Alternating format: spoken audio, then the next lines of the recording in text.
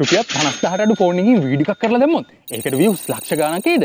ඒක නම් මං කියන්න හරියටම දන්නේ නැහැ. හැබැයි අපි මේ වෙලාවේ මේ වීඩියෝ එක රෙකෝඩ් කරන්න 50000ට අඩු ෆෝන් එකකින්. ඒ වගේම විශේෂයෙන්ම කියන්න ඕනේ මේක 5G device එකක්. එහෙනම් තප්පර 60න් 50000ට අඩු මේ ෆෝන් එකේ තියෙන දේවල් මොනවද කියලා බලමු. මුලින් මේකේ කැමරාව.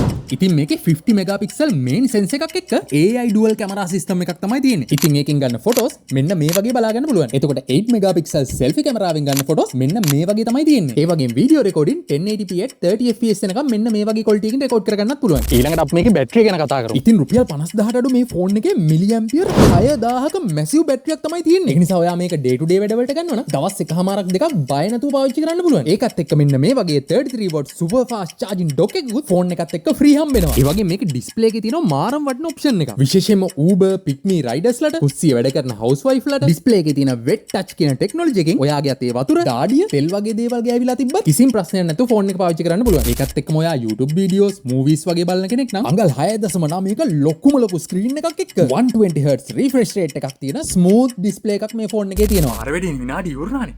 කරන්න දෙයක් නැහැ ඉතින්. විනාඩියෙන් මේකේ තියෙන ඔප්ෂන් කියලා ඉවර කරන්න බෑනේ ඉතින්.